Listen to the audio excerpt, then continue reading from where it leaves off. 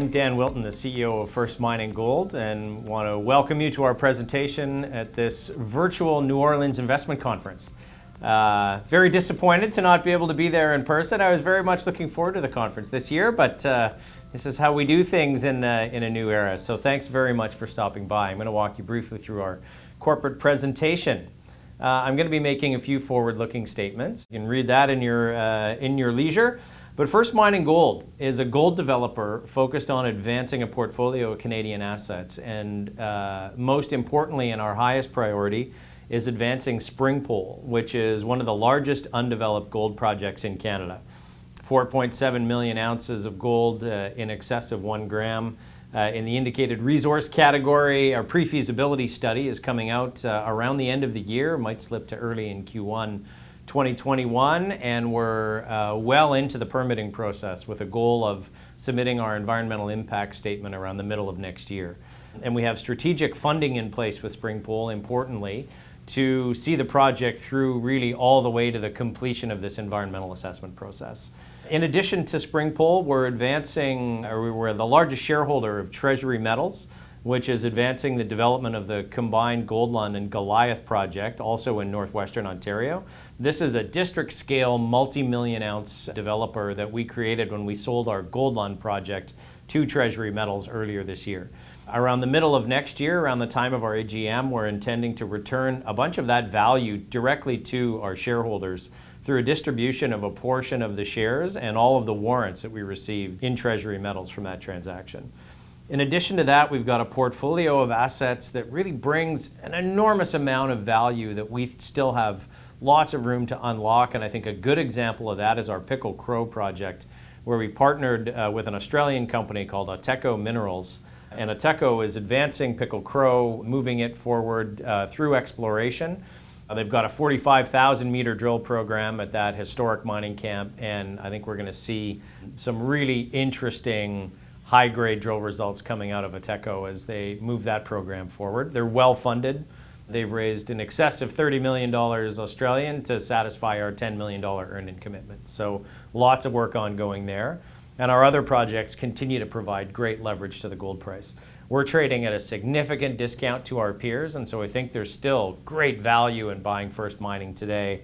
And we have an experienced team in place to help unlock that value. I think we've demonstrated our ability to do that over the course of the last 9 months, and we intend to continue to do that moving forward. Currently, about 700 million shares outstanding on a basic basis, a market cap of about $325 million. But importantly in that, we've got $35 million of cash on hand, another in excess of $30 million of marketable securities, and receivable coming under our streaming deal with First Majestic, which I'll talk about in a minute. And on top of that, this TREASURY Metals and our AUTECO positions and our project interests in those projects are worth about another $150 million. So in spite of our share price having moved up in the last few months, I'll show you in a couple of pages, we think we're still getting very little value for SPRINGPOLE relative to what we think is one of the most strategic gold projects in Canada. Our institutional shareholding base, as you can see there, is small but growing. And we completed a financing in August that brought some great institutional investors into our share registry, which we're very excited about. Good trading volume, average daily volume around 3 million shares in Canada and about 1 million shares in the US. So good trading volume moving forward. Again, it's been a very busy 9 months, and for those of you that may have looked at the company last year in the New Orleans conference, I'd encourage you to have a look today because it's a very different story than it was. And when you look from the beginning of the year when we announced the AUTECO transaction to June when we announced both our TREASURY Metals, the acquisition of Goldlund and our creation of that Goldlund Goliath combined project, and our First Majestic silver stream funding, it's really changed the outlook and the risk-reward outlook of this investment. We're now very well funded to get to the finish line on SPRINGPOLE and deliver those really critical value milestones. And as I said before, still trading very much at the low end of our developer universe, and particularly as we have our pre-feasibility study rounding the corner at SPRINGPOLE, we think that's going to show a very, very robust project and one of the most significant production profiles of any development project in North America.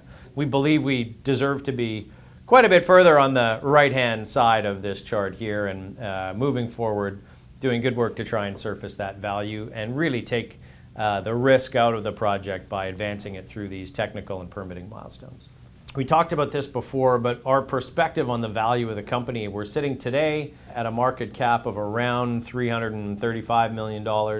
216 of that 335 really is made up of very tangible either project interests or cash in the bank or marketable securities, our silver stream receivable. And you can see on the right-hand side of this chart with SPRINGPOLE, an after-tax NPV in excess of $1.6 billion Canadian, that's $1.2 billion US at a $1,500 gold price. Again, as we're rounding the corner on our pre-feasibility study, we think we're going to demonstrate a very, very robust project at SPRINGPOLE that you are getting today for about $100 million in our market cap. So in spite of the gold price having moved from earlier at the year in that $1,500 range to through $2,000, now pulled back to that $1,900 range, our valuation for SPRINGPOLE has barely moved. We've really just surfaced value of the other projects in our portfolio. Our founder and chair is Keith Neumeyer, not a stranger to anyone at the New Orleans conference, one of the mining industry's great entrepreneurs. Keith's the CEO and founder of First Majestic Silver. I've been with the company since the beginning of 2019, and I think have continued to build a great team around me, with Ken Enquist, our COO, Andy Marshall and Samir Patel, David Mashina, Hazel Mullen, Spiros. It's a great team that's moving the project forward and really, really focused on the fundamental value of our assets. I'll talk a little bit now about SPRINGPOLE. So SPRINGPOLE is one of the largest undeveloped open pit projects in Canada, and why this is so strategic is that this is one of very few projects capable of producing in excess of 300,000 ounces a year. Our PEA scoped a mine life with an average annual production in the main part of its mine life in excess of 400,000 ounces a year. There just are not many projects in the world that are capable of that kind of production. That production is going to be very important in the back half of this decade when most producers come to realize that they are suffering from a lack of development pipeline and their own production curves are going to start falling off because the industry just hasn't invested in new projects really since 2012, 2013. So we think that development projects like ours, and specifically like SPRINGPOLE, have enormous strategic interest as we move this forward. As I said, a very robust economics on the project. I'll tell you a little bit about that in a minute.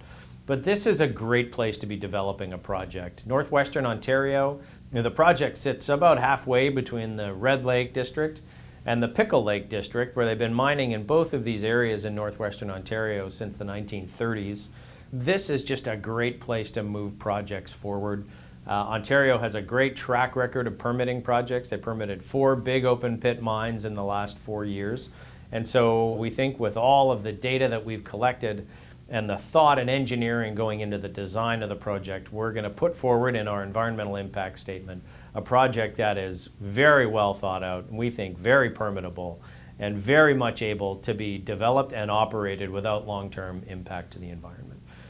So our pre-feasibility study and our permitting is in process. We're expecting PFS the end of the year or very early in 2021. And on the permitting front, as I said before, aiming to submit our environmental impact statement around the middle of next year, which starts a pretty defined process and time frame to achieve your environmental assessment approvals. That's in Ontario about 18 months to 2 years. And again, it's been pretty consistent in the 4 projects that they've permitted over the last 4 years. And this is an area of great infrastructure in place. We have a 70-person camp. We're 25 kilometers off Class 1 forest roads, and there's power lines within 40 kilometers of the project. So great access to grid power. It's a great place to be moving a project forward. If there's one perception issue around SPRINGPOLE, it is that the deposit sits under the shallow bay of a lake, and the development plan involves building a couple of small cofferdams, which you can see here and here. Those in total are less than 500 meters long, and they average 5 meters high. These are not very big structures. But you build the cofferdams, dewater this part of this bay of the lake, You have an open pit mine over the 12 to 14-year mine life, and at the end of that mine life, the cofferdams are removed and this area becomes a lake again. So net, very small footprint for a mine of this size. And what's important to understand is that we've done an enormous amount of study on the aquatic environment, the terrestrial habitat, and this past year, most of our field collection around things like hydrology, hydrogeology, waste rock characterization, tailings characterization, really important fundamental scientific understanding that contributes to our belief, and I think a PFS that we think is going to demonstrate that we can develop this project without long-term significant impact to the environment. So I'll show you a little bit about the area and where it's going to be developed. As I said before, the development plan involves building these cofferdams. And ultimately here you can see the footprint from our PEA. We think that through the PFS we're looking at a number of different alternatives, and we run a number of trade-off studies around the tailings infrastructure particularly. We think that relative to a conventional tailings dam, which we've outlined here in our PEA, we're going to be able to put forward a plan that is going to look even smaller footprint and even more significantly environmentally benign. So lots of good program there, or good progress there. But importantly, why does this deposit really matter? What is the real strategic element of this deposit?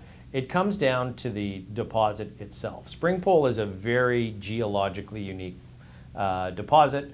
You can see here, this is the mine and the block model for the deposit.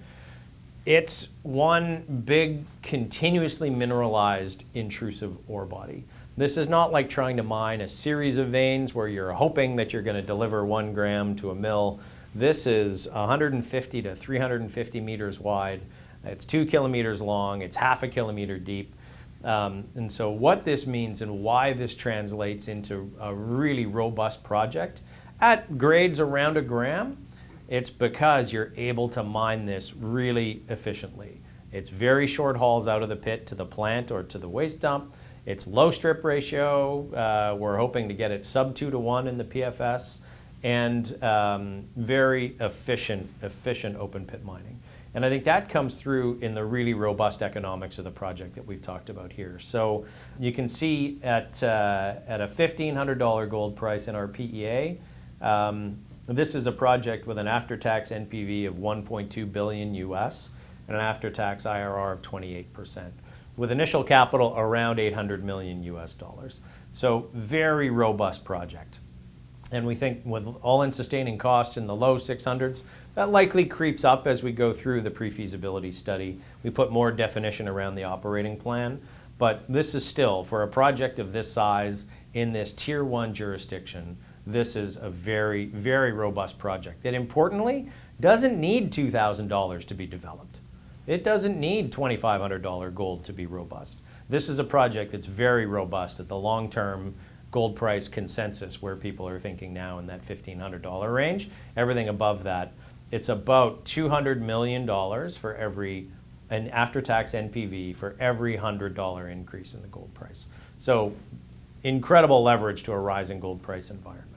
And ultimately, why is this very important? It's very important because, again, there are very few projects of this size and scale that are developable in Canada. So when we get our environmental assessment approvals, we get our permits, and importantly, secure our social license to develop this project with our local communities, this is going to be one of the largest gold mines in Canada. And just evidenced here, if this mine were producing today as it was scoped in our PEA, this would be the 3rd largest gold mine in Canada today. Big enough to be meaningful to the largest gold producers in the world. So we've already talked about that robustness and continuousness of that ore body. Importantly, stage 1 of our being fully funded, in June we announced, in July we had our first closing on a $22.5 million US dollar silver stream funding that we put in place with First Majestic.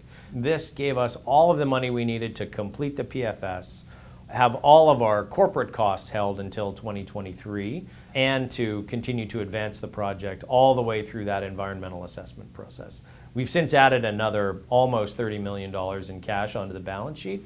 And I think we have more visibility in some of the marketable securities and other strategic investments that are coming our way. But this was a really important first step in us demonstrating that we have enough capital to get this project to those key milestones. So we're really looking forward to this. Is just deepening our partnership with First Majestic, which has existed for years, but this is, we're really looking forward to deepening that partnership with them. And on the overall time frame, as we show here, we have our terms of reference, which is basically the table of contents for our environmental impact statement in with the regulators right now. That is, we're expected to have approved by the end of the year. And then that sets, again, that table of contents in the areas of study for our environmental impact statement. Most of the data has now been collected for the EIS. It's now starting to be compiled. Our goal is we submit that around the middle of next year. And again, that starts an 18 to 24 month process, which has been very reliable in Ontario to get to the end of that environmental assessment approvals, both federally and provincially. And concurrent with that, we're now very well funded to go through the pre-feasibility study, which again will be done by the end of the year, maybe early next year, and then from there directly into a feasibility study, and have really all the money we'd need to do the detailed engineering to really shorten that time frame between environmental approvals and construction decision. Very, very well funded to move this forward. And this project is going to come to the end of these environmental approval processes right at the time we think that the industry is going to need a project like this the most. So that's SPRINGPOLE. Very excited about this strategic project. And on the balance of the portfolio, just to touch on it, as I said at the outset, we're now the largest shareholder of Treasury Metals, which we achieved that by selling our Goldlund project to Treasury to combine with their Goliath project. Again, together this is a multi-million ounce gold developer in really a fantastic jurisdiction. This is just off the Trans-Canada Highway, about 15 minutes outside of the town of Dryden, Ontario, with every bit of infrastructure you could ever dream of to build a mining project. And importantly, really importantly for us, Goliath already has its federal environmental assessment approvals for a mine, mill, and conventional tailings dam. So we think that the ultimate concept here is you end up with one plant being served by two mines, an open pit and then underground mine at Goliath, and an open pit mine at Goldlund. Lower risk, diversity of production, and allows the Goliath underground to be mined for grade, not for tons, which we think provides a much higher value, lower risk proposition. So right now, Treasury is working on a PEA on a potential co-development scenario, and will soon be kicking off a 25,000 meter drill program. Lots of environmental baseline work continuing ongoing at Goldlund to kind of bring it up to the same level as Goliath, but lots of good work going on at Treasury. And again, from our perspective, we're intending to distribute about half of the shares that we own and all of the warrants going directly out to our shareholders around the time of our AGM next year. If you want more information on that, if you're a shareholder, we have an FAQ on our website, www.firstmininggold.com. Get some more information on that. Lastly here, on our Pickle Crow project and our partnership with AUTECO, as I mentioned, this is an Australian group that's earning into an 80% interest in the project by spending $10 million and giving us a bunch of cash and share payments. They've already raised in excess of $30 million Australian to complete this $10 million earn-in. They've got a 45,000 meter drill program underway already that should satisfy all 10 million of that earn-in spend. So we expect kind of by this time next year, they should have completed this earn-in and the buy-in on Pickle Crow. AUTECO has done phenomenally well in the 9 months since we announced this transaction. It's now got about a 200 million Aussie market cap, maybe a little bit more. Very well funded to move forward, and they've been great partners. So watch for lots of great high-grade gold results coming out of Pickle Crow. This is one of Canada's great high-grade camps that's been long overlooked, and we have a team in place with a great track record of finding high-grade gold near old mines. So we're very excited to move that forward. And on top of that, never have enough time to talk about our other projects, but 3 other projects, Cameron, Hope Brook, and our Quebec projects, all of which million-ounce resources in great jurisdictions. each of which we think could easily be $100 million plus of value, some of them significantly more than that. So we're going to keep moving these projects forward to surface the value, but ultimately I think they move down the same path as we have with Goldlund and as we have with Pickle Crow to surface the value in the share price for our shareholders. So with that, lots of very important milestones coming up, but particularly PFS at SPRINGPOLE, getting our terms of reference approved and our environmental assessment document submitted by the middle of next year. And then lots of news coming, both PEA and drill program at Goldlund Goliath out of Treasury Metals, and lots of high-grade gold, we believe, coming out of AUTECO Minerals at Pickle Crow. So lots to continue to look forward to, but want to thank you very much for stopping by and seeing the presentation.